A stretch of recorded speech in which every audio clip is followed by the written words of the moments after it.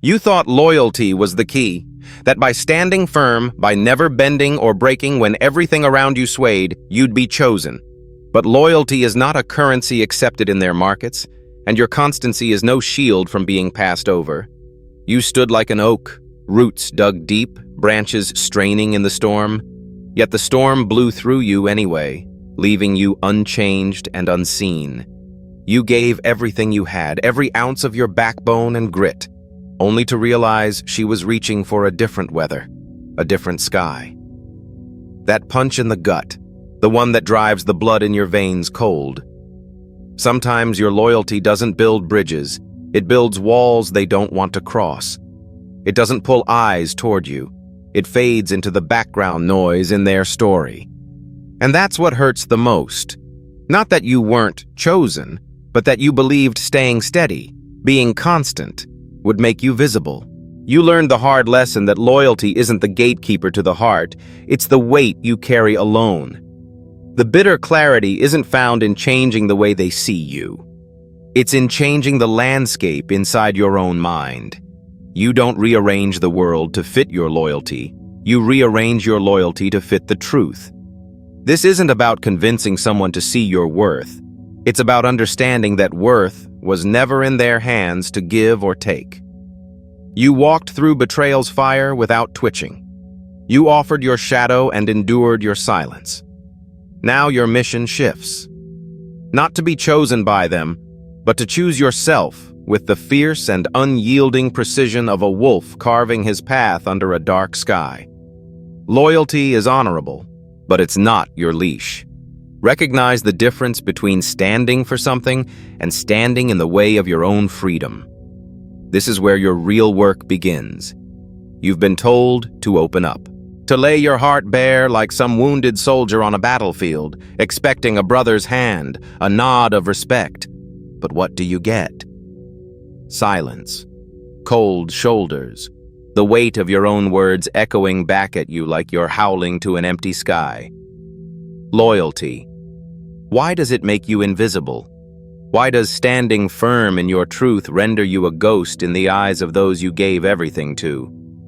You learn to wear your emotions like armor, only to have them mistaken for weakness. Your kindness isn't seen as strength. It's counted against you, like an edge dulled by too much mercy. Patience isn't earned. It's measured as a flaw, a slow disappearance behind a mask of calm. You leaned in, you bared your soul, and all you collected were fragments of indifference and the cold sting of neglect. Are you less because you trusted? Did the lessons of love and vulnerability become shackles tightening around your throat?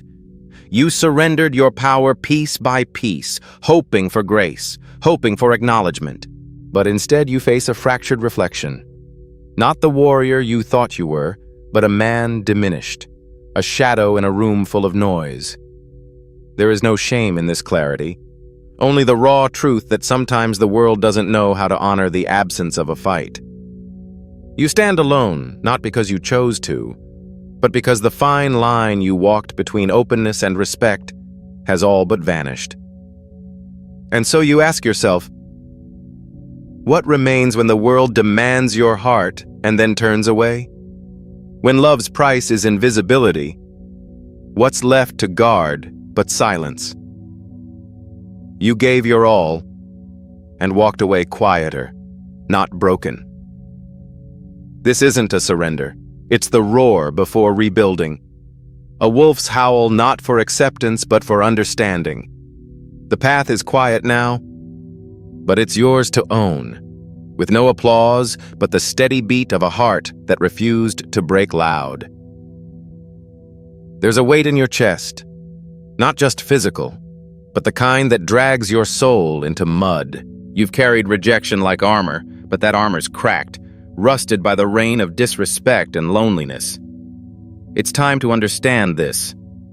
That weight, as heavy as it is, can become the steel backbone of your resolve. Listen close. Stoicism doesn't hand you a quick fix.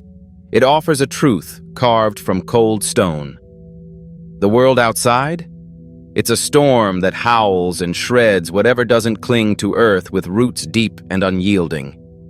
You can't control the winds of disdain, loss, or silence, but you can be the storm-tested oak, standing unmoved while everything around you bows or breaks. Your value is not in the flickering eyes that glanced your way or the voices that failed to recognize your worth. That kind of fragile approval is a house built on sand, and every wave washes it away. What you control is your narrative, how you respond, what you let in, and where you put your feet to stand. I knew a man, Joel, who once spilled his heart like a reckless river, chasing validation from anyone willing to glance in his direction. The harder he chased, the emptier he became, until the storms of disappointment tore his pages into shreds. One night, after another promise broke like brittle ice beneath his weight, he stopped. He stopped running after ghosts. Instead, he stood firm, shoulders square against the wind, eyes tracking the horizon that only he could see. There was no bitterness left, only raw, carved clarity. Joel became less fragile not by denying the pain, but by accepting it as the crucible. The storm didn't stop, but he no longer feared it. He allowed it to forge him into something harder than any rejection, an unshakable force carved out by the same force that tried to bend him. Your pain is not the enemy. It's the fire that tempers your spirit, the invisible smith that hammers weak metal into something that holds. When you embrace that, you stop needing their approval. You become the man who carries silence like armor and walks through hell with quiet eyes. The greatest strength isn't in the fight for respect. It's in the calm mastery that rises after you accept the storm and refuse to break. That's where real power lives.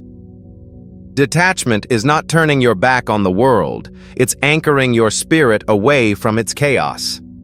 You don't close your eyes and pretend the storm isn't raging. You steel yourself against it. The world will test you with noise, with insults, with rejection. But no matter how loud the discord, you refuse to be defined by it. That moment when you stop needing to prove your worth to strangers, to lovers, to your own reflection, that's when you find the kind of peace most men chase their whole lives and never catch.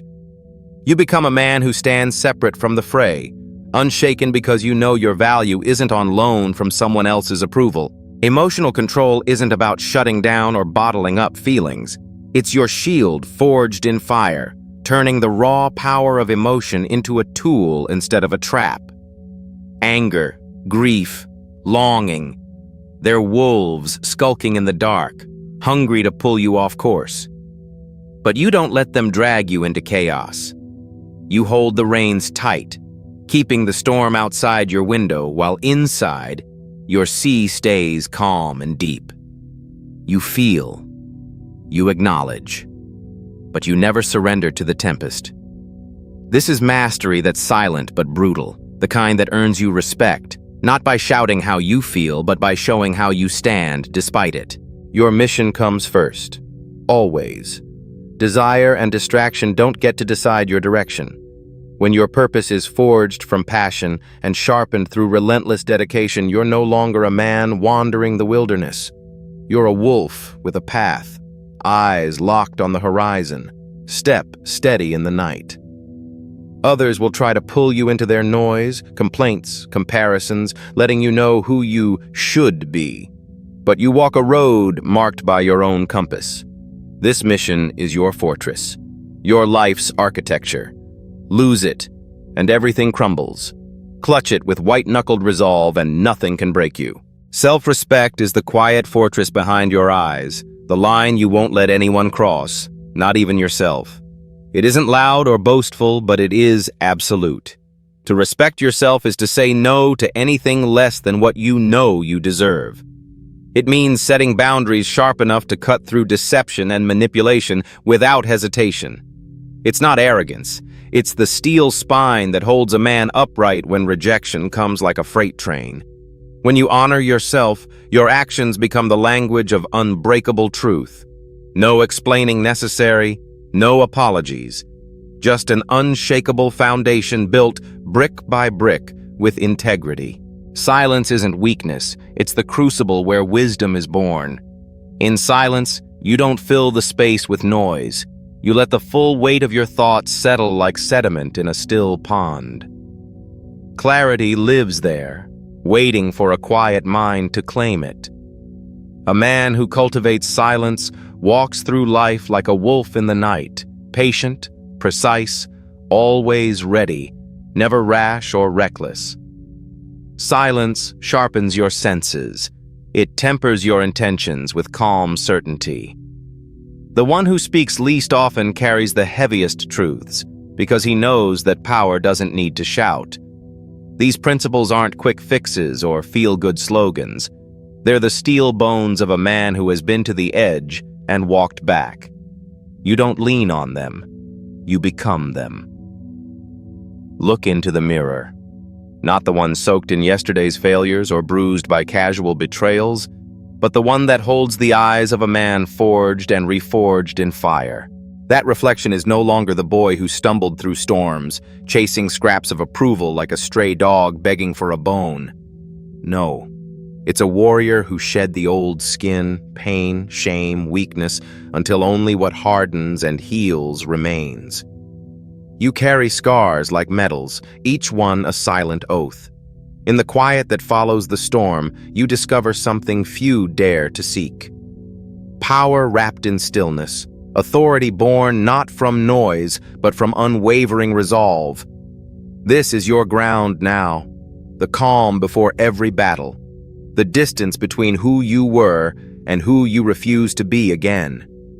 You know the world will push, shove, try to fold you into its dark mold, but you don't bend. You stand like steel tempered in the hottest flames.